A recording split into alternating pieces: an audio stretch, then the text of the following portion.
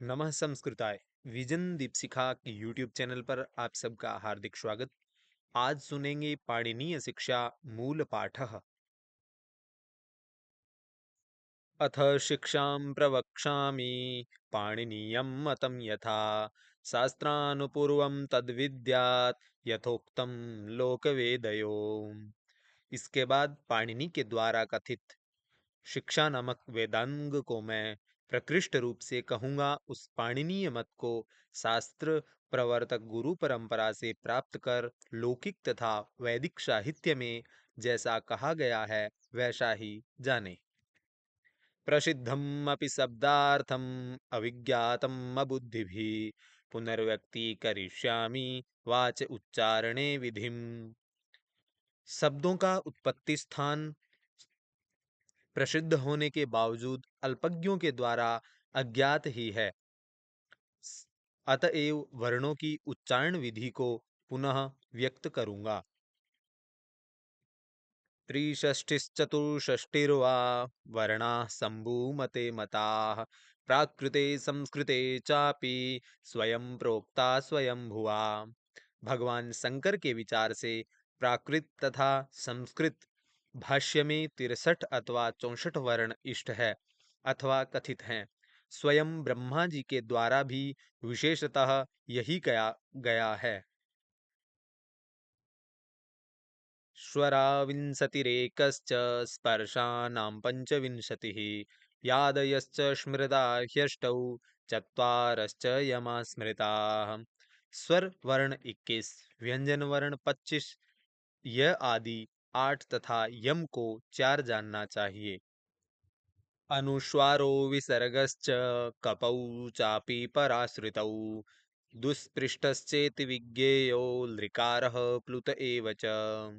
अनुस्वार तथा विसर्ग एक क प दो जिह्वा मूल्य उपध्मानीय पराश्रित दुष्पृष्ट एक तथा प्लुत लृकार एक ही जानना चाहिए।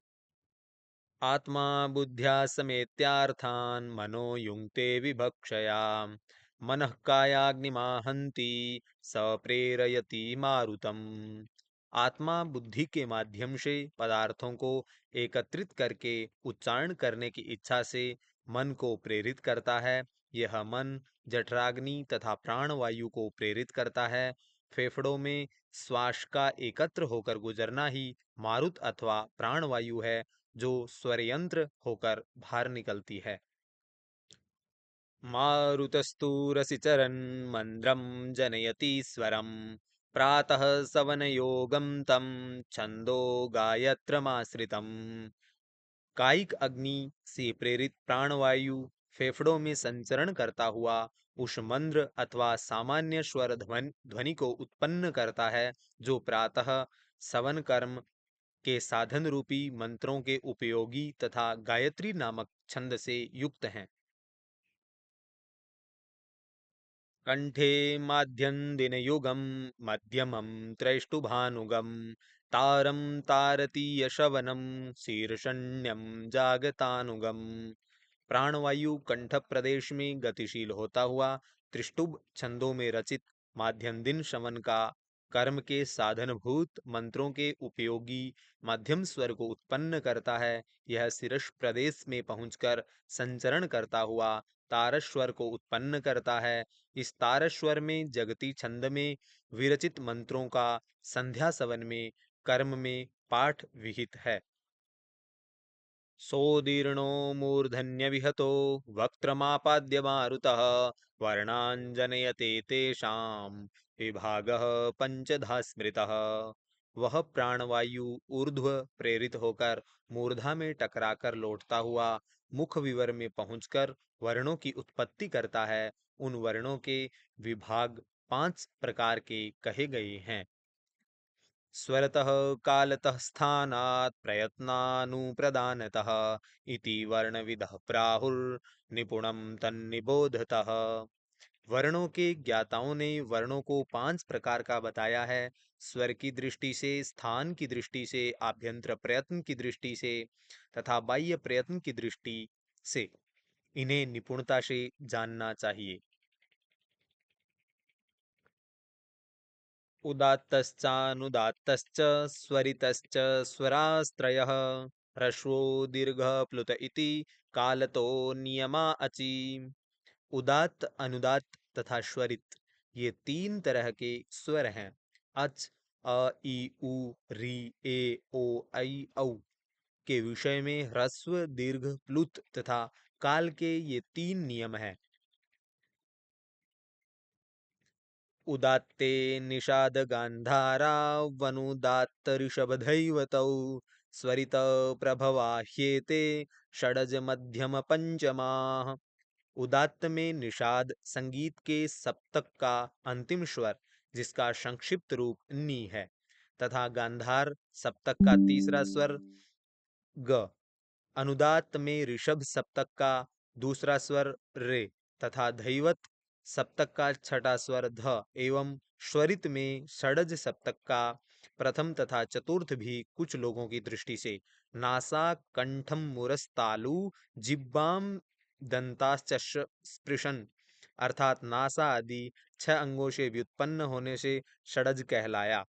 मध्यम चतुर्थ स्वर तथा पंचम सप्तक का पंचम स्वर शरीर के 5 अंगों से व्युत्पन्न होने के कारण पंचम कहलाया होते हैं। अष्टौ स्थानानि वर्णानां मूरः कण्ठः शिरस्तथा जिह्वामूलं च दन्ताश्च नासिकोष्ठौ च तालु च। वर्णों के उच्चारण स्थान के 8 स्थान हैं।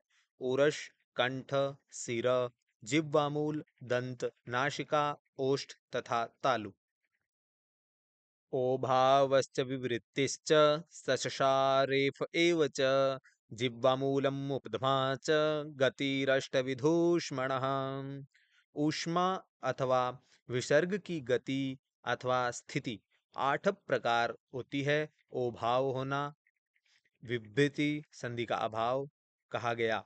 वरांतम तु विवृति ही ऋग्वेद प्रातिशाख्य में श स श होना, रेफ होना, जिब्बा मूल्य एवं उपुब्धमानीय होना। यद्यो भाव प्रसंधानम मुकारादि परम पदम स्वरांतम तादृशम विद्यात यदन्यद्व्यक्तमूष्मणः। उकार आदि पद यदि बाद में रहें तो उससे पहले प्राप्त ओकार स्वरांत जाने। इसके विपरीत यदि उकार आदि पद बाद में हो रहे तो उससे पहले प्राप्त ओकार को विसर्ग स्थानीय जाने। हकारं पञ्चमैर्युक्तं मन्तस्थाभिश्च संयुतम् उरस्यं तं विजानीयात् कंठ्यं माहुरसंयुतम्। वर्ग के पंचम वर्णों तथा अंतस्थ वर्णों से युक्त हकार को उरह स्थानीय जानना चाहिए। असंयुक्त हकार कंठ स्थानीय कहा गया है।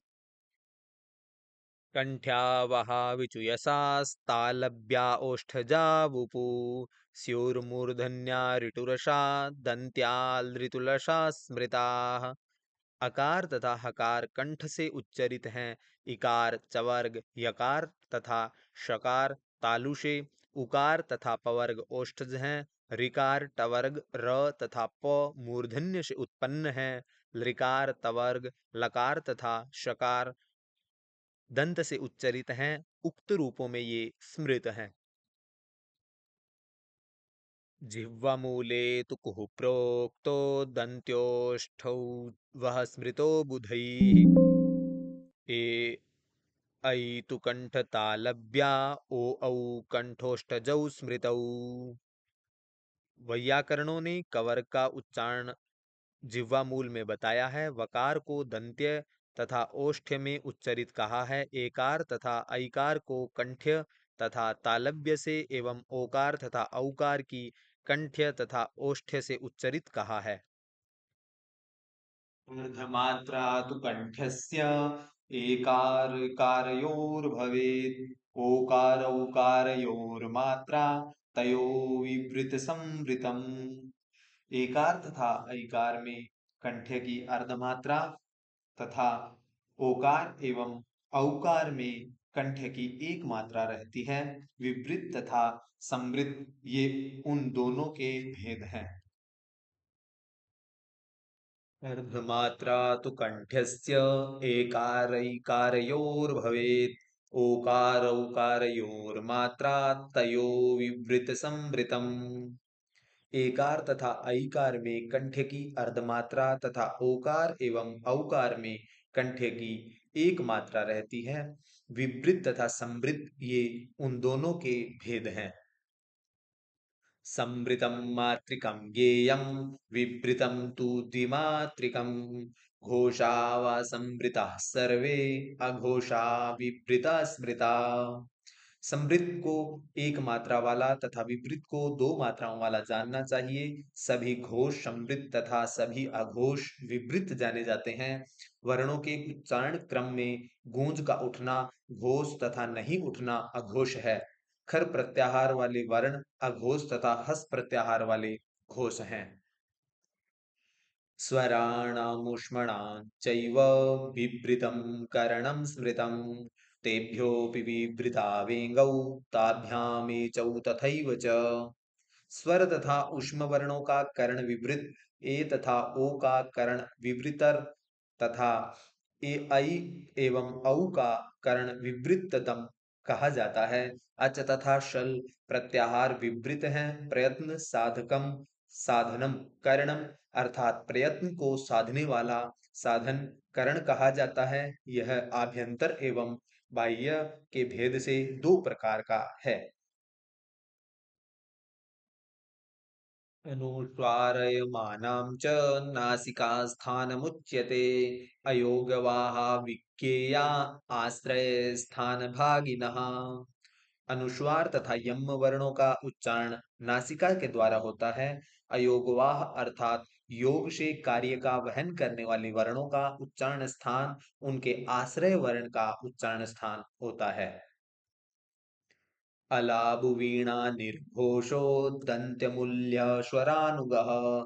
अनुस्वारस्तु कर्तव्यो नित्यं रोषसेषु च। लंबी लौकी से निर्मित वीणा से निकलने वाले निर्घोष ध्वनि के समान दंतमूल में उत्पन्न होने वाला स्वरानुगामी अथवा स्वर के बाद आने वाले अनुस्वार का उच्चारण नित्य ही कर्तव्य है। हकार रेफ श स श वर्णों के परे रहने पर। अनुस्वारे विवृत्यां तु विरामे चाक्षरद्वये विरोष्ठ्यौ तु विगृह्णीयात् यथौकारवकारयो। यदि उन अनुस्वार विवृति उच्चारण भंग विराम वर्णों के उच्चारण का अभाव तथा संयुक्त अक्षर परे रहे तब पूर्व अच के उच्चारण में ओष्ठ को दो बार उस तरह खोलना चाहिए जिस तरह ओकार और औकार तथा वकार के उच्चारण में खोला जाता है। व्याघ्री यथा हरेत् पुत्रान् दृष्ट्राभ्यां न च पीडयेत्। भीता पतन भेदाभ्याम तद्वत् वर्णान् प्रयोजयेत्। जिस तरह व्याघ्री अपने पुत्रों को दांतों से गिरने तथा छेद होने के भय के कारण इस प्रकार ले जाती है कि उसे पीड़ा न पहुंचे, उसी तरह वर्णों का भी उच्चारण करना चाहिए। यथा सौराष्ट्रिका नारी तक्रां इत्यभिभाषते, एवं रंगाः प्रयोक्तव्यां खे अरां इव खेदया। जिस तरह सौराष्ट्र देश की नारी तक्रों इस तरह का उच्चारण करती है, उसी तरह रंग का प्रयोग करना चाहिए जैसे खे अरा इव खेदया। रंग वर्णम प्रयुंजीरन नो ग्रसेत पूर्वमक्षरम। दीर्घस्वरम प्रयुंजीयात पश्चान्नासिक्यमाचरेत। रंग वर्ण का इस तरह प्रयोग किया जाए जिससे कि पूर्व वर्ण उससे ग्रसित न हो, अर्थात पूर्व वर्ण पर प्रयुक्त रंग वर्ण का प्रभाव नहीं पड़े। रंग का स्वर दीर्घ उच्चरित हो तथा उसके पश्चात अनुनासिक का उच्चारण किया जाए। हृदये चैकमात्रस्तु अर्धमात्रस्तु मूर्धनि। नासिकायां तथार्धं च रंगस्यैवं द्विमात्रता। रंग की मात्राओं के संबंध में यहाँ कथन है कि हृदय में एक मात्रा, मूर्धा में आधी मात्रा तथा नासिका में भी आधी मात्रा रहे और इस प्रकार रंग की दो मात्राएं हैं। हृदयादुत्करे तिष्ठन् कांस्येन सुमनस्मरन् मार्दवं च द्विमात्रं च जघन्वा इति निदर्शनम्। हृदय में प्रदेश से लेकर ऊर्ध्वदेश अर्थात मूर्धा में उच्चरित रंग का कांस्य पात्र के स्वर के समान मृदुत्व द्विमात्रिक उच्चारण जैसे जघन्वा करें। मध्ये तु कम्पयेत् कम्पम् उभौ पार्श्वौ समौ भवेत् सरंगम कम्पयेत् कम्पम् रथीवेति निदर्शनम्। स्वरों के उच्चारण के मध्य में कंप का कंप युक्त उच्चारण करें। यह दोनों पावों में अर्थात आदि एवं अंत में समान रहे। कंप स्वरों का उच्चारण रंग युक्त किया करें, जैसे रथ्यो वेति। एवं वर्णा प्रयोक्तव्या नाव्यक्ता न च पीडिता सम्यग् वर्ण प्रयोगेण ब्रह्मलोके महीयते। एवं अर्थात इस प्रकार तात्पर्य यह है कि पूर्वोक्त विधियों से वर्णों का उच्चारण करना चाहिए। अव्यक्त तथा पीड़ित उच्चारण नहीं करना चाहिए। उच्चारण करता वर्णों का सम्यक उच्चारण करने से ब्रह्मलोक में पूजनीय होता है। गीति शीघ्रे शिरः कंपी तथा लिखित पाठकः अनर्थज्ञोल्पकंठश्च षडेते पाठकाधमाः। अधम पाठक छह प्रकार से हैं, अर्थात छह प्रकार से उच्चारण करने पर दोष आता है। गाकर पढ़ना, शीघ्रता पूर्वक सिर को हिलाकर पढ़ना, जिस तरह पुस्तक में लिखा हुआ है उसी तरह बिना आरोह अवरोह के पढ़ना, अर्थ को समझे बिना पढ़ना तथा फंसे हुए गले से पढ़ना। माधुर्यम् अक्षर व्यक्ति पदच्छेदस्तु सुस्वरः धैर्यं लय समर्थं च षडेते पाठका गुणाः।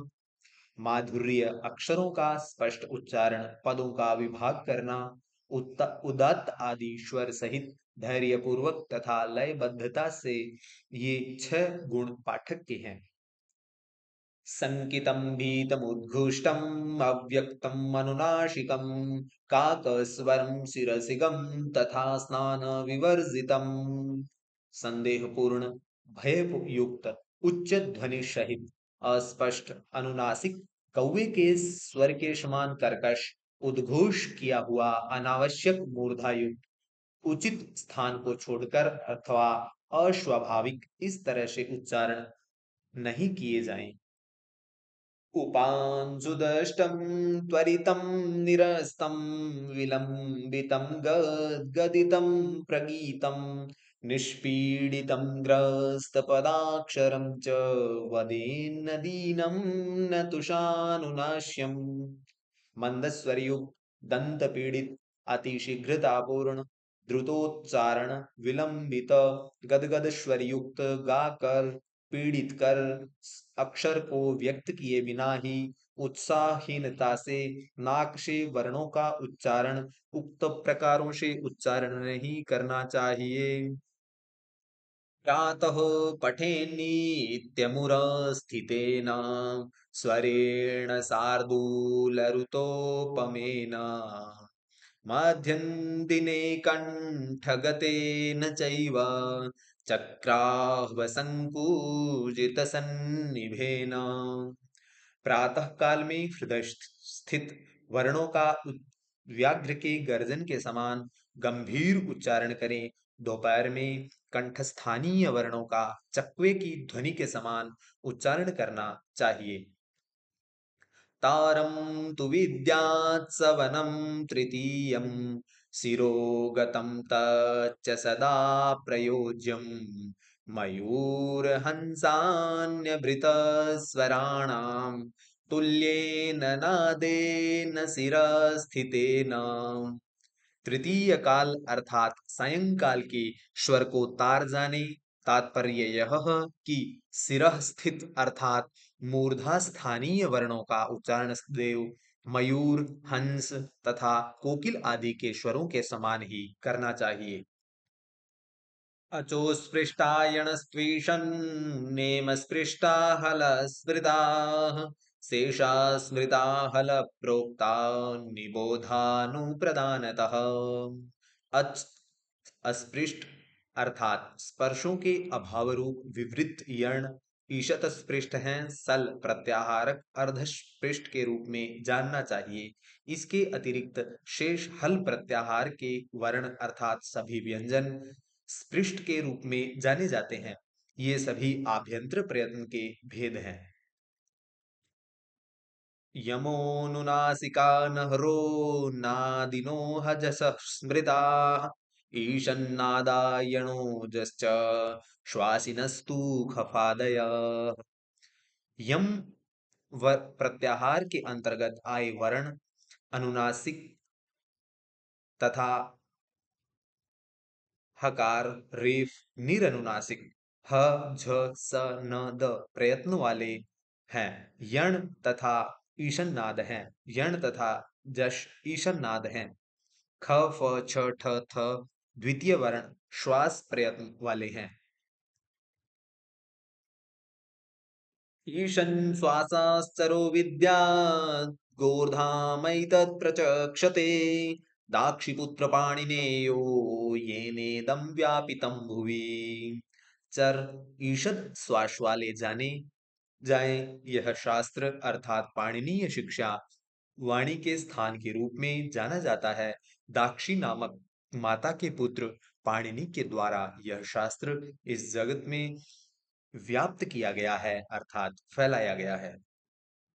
छंद पादौ तु वेदस्य हस्तौ कल्पोऽथ पठ्यते ज्योतिषां मयनं चक्षुः निरुक्तं श्रोत्रमुच्यते शिक्षा घ्राणं तु वेदस्य मुखं व्याकरणं स्मृतं तस्मात् संगम् अधीत्यैव ब्रह्मलोके महीयते। षड्वेदांग सहित वेद का अध्ययन करने वाले मनुष्य ब्रह्मलोक में सम्मान का पात्र बनता है। षड वेदांगों में छंद वेद पुरुष का पैर तो कल्पसूत्र हाथ के रूप में जाना जाता है। ज्योतिष शास्त्र नेत्र तो निरुक्त कान के रूप में ज्ञातव्य है। शिक्षा शास्त्र वेद पुरुष का घ्राण है तो व्याकरण शास्त्र को उसका मुख कहा गया है। उदात्तमाख्यातिवृषोऽङ्गुलीनां प्रदेशिनी मूलनिविष्टमूर्धाम् उपान्तमध्येश्वरितं धृतं च कनिष्ठिकायाम् अनुदात्तमेव। तर्जनी के मूल में अंगुष्ठ का अग्रभाग रखकर उदात्त स्वर का उच्चारण किया जाता है। अन्य अनामिका के मध्य भाग में अंगुष्ठ का अग्रभाग रखकर स्वरित का तथा कनिष्ठिका के मध्य में रखकर अनुदात्त स्वर का उच्चारण किया जाता है। उदात्तं प्रदेशिनीं विद्यात् प्रचयं मध्यतोऽङ्गुलिं निहतं तु कनिष्ठिक्यां स्वरितोपकनिष्ठिकाम्। उदात्त तर्जनी के आश्रित जाने प्रचय को मध्यमा के आश्रित अनुदात्त को कनिष्ठिका के आश्रित तथा स्वरित को अनामिका के आश्रित जाने। अन्तोदात्तम् आद्युदात्तम् अनुदात्तं निचस्वरितम् मध्योदात्तं स्वरितं द्वयोदात्तं त्रयोदात्तम् इति नवपदशय्याः। उदात्त आदि स्वरों की 9 स्थितियां हैं। अंतोदात्त आद्युदात्त उदात्त अनुदात्त नीच स्वरित मध्योदात्त स्वरित द्वयोदात्त तथा त्रयोदात्त। अग्निशोमः प्रभो वीर्यं हविषां स्वबृहस्पतिरिन्द्रा बृहस्पति अग्निरित्यन्तोदात्तं सोम इत्याद्युदात्तं प्रेत्युदात्तं व इत्यनुदात्तं वीर्यं नीचस्वरितं हविषा मध्योदात्तं स्वरिति स्वरितं बृहस्पतिरिति द्वयोदात्तम् इन्द्रा बृहस्पतीति त्रयोदात्तम् अग्नि सोम प्र वह वीर्य हविषाम स्वः बृहस्पति इंद्रा बृहस्पति ये क्रमशः अंतोदात्तादि के हैं। क्रमशः अग्नि अंतोदात्त सोमः आद्युदात्त प्र उदात्त वह अनुदात्त वीर्यम नीच स्वरित हविषाम वी उदात्त स्वर स्वरित बृहस्पति द्वयुदाष्ट इंद्रा बृहस्पति त्रयुदात्त। अनुदात्तो हृदि गेयो मूर्धन्युदात्त उदाहृतः स्वरितः कर्णमूलीयः सर्वाशी प्रचय स्मृतः। हृदय पर हाथ रखकर अनुदात्त, मूर्धा पर उदात्त उच्चारण अभिप्रेत है। कर्ण मूल में स्वरित तथा सभी के मुख पर हाथ रखकर प्रचय का उच्चारण किया जाना चाहिए। चाशस्तु वदते मात्रां द्विमात्रं चैव वायसः शिखीरौति त्रिमात्रं तु नकुलस्त्वर्धमात्रकम्। नीलकंठ चाशः तो एक मात्रा बोलता है और कौवा वायशः दो मात्रा, मंबर शिखी तीन मात्रा अर्थात प्लुत तथा नकुल या नेवला आधी मात्रा का उच्चारण करता है।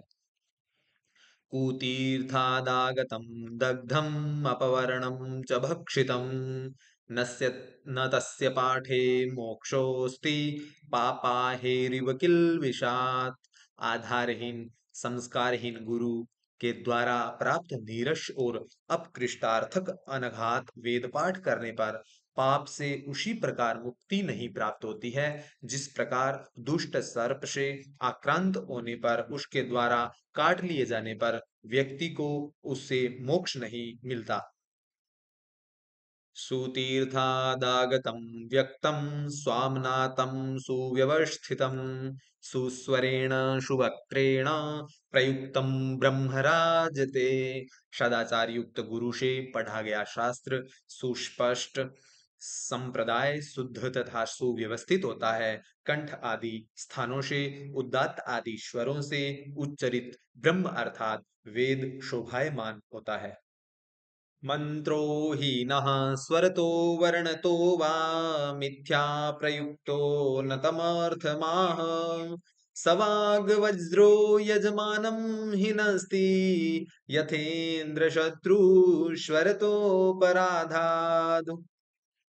स्वर से अथवा वर्ण से हीन मंत्र मिथ्या प्रयुक्त होने के कारण अभीष्ट अर्थ को नहीं कहता है। वह मंत्र वाणी रूपी वज्र होकर उसी तरह यजमान को नष्ट कर डालता है जिस तरह स्वर दोष संपन्न इंद्र शत्रु शब्द अर्थात इंद्र के शत्रु की भांति स्वर दोष से यजमान को नष्ट कर देता है।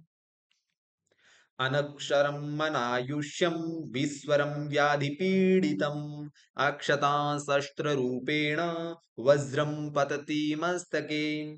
अक्षर का दुष्ट उच्चारण आयु नाशक होता है, वही स्वर दोष के कारण स्वरहीनतावश शारीरिक रूप से पीड़ित करने वाला होता है। दोष युक्त शास्त्र वज्र बनकर अप्रतिहत शस्त्र के रूप से यजमान के मस्तक पर गिरता है, उसको नष्ट कर देता है। हस्तहीनं तु योधीते स्वरवर्णविवर्जितं ऋग्यजुषामभिदग्धो विनियोगमधिगच्छति।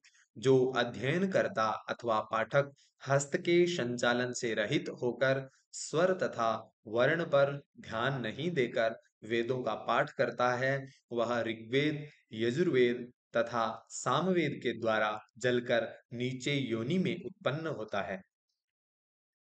हस्तेन वेदं योधीते स्वरवर्णार्थसंयुतं ऋग्यजुषामभिपूतो ब्रह्मलोके महीयते। वैशा पाठक जो स्वर वर्ण तथा अर्थ ज्ञान पर्वक हस्त संचालन करते हुए वेदों का पाठ करता है, वह ऋग्वेद, यजुर्वेद तथा सामवेद से पवित्र होकर ब्रह्मलोक में प्रतिष्ठित होता है, उसकी पूजा होती है। शङ्करः शङ्करीं प्रादात् दाक्षिपुत्राय धीमते वाङ्मयेभ्यो समाहृत्य देवीं वाचमिति स्थितिः। भगवान शंकर ने वैदिक वाङ्मय से संकलित करके व्याकरण विद्या तथा शिक्षा विद्या को बुद्धिमान पाणिनि को प्रदान किया, यही वास्तविकता है, वस्तु स्थिति है। येनाक्षरं समाम्नायम् अधिगम्य महेश्वरात् कृतस्नं व्याकरणं प्रोक्तं तस्मै पाणिनये नमः। जिसने अक्षर समाम्नाय को भगवान शंकर से प्राप्त कर संपूर्ण व्याकरण शास्त्र को कहा, उस महर्षि पाणिनि को नमस्कार है। येन धौता गिरः पुंसां विमलै शब्दवारिभिः तमश्चाज्ञानजं भिन्नं तस्मै पाणिनये नमः। जिसके द्वारा पुरुषों की वाणी का विमल स्वच्छ शब्द रूपी जल से प्रक्षालन किया गया है एवं अज्ञानता से उत्पन्न अंधकार का नाश किया गया है, उस पाणिनि को नमस्कार है। अज्ञानान्धस्य लोकस्य ज्ञानाञ्जनशलाकया चक्षुरुन्मीलितं येन तस्मै पाणिनये नमः। जिसके द्वारा अज्ञानवश अंधे लोक के नेत्रों को ज्ञान रूपी अंजन शलाका से उन्मीलित किया है, ऐसे उस भगवान पाणिनि को नमस्कार है। त्रिनयनमुखनिसृतामिमां यः पठेत् प्रयतः सदा द्विजः स भवति धनधान्यपशुपुत्रकीर्तिमान् अतुलं च सुखं समश्नुते दिवि। इस जगत में भगवान शंकर के मुख से निसृत इस शिक्षा को सर्वदा जो जितेंद्रिय द्विज पढ़ता है, वह धन धान्य पशु पुत्र युक्त कीर्तिमान और कीर्ति संपन्न होता है और स्वयं में अतुलनीय सुख को प्राप्त करता है। इति पाणिनीय शिक्षा मूल पाठः। धन्यवादः। नमः संस्कृताय।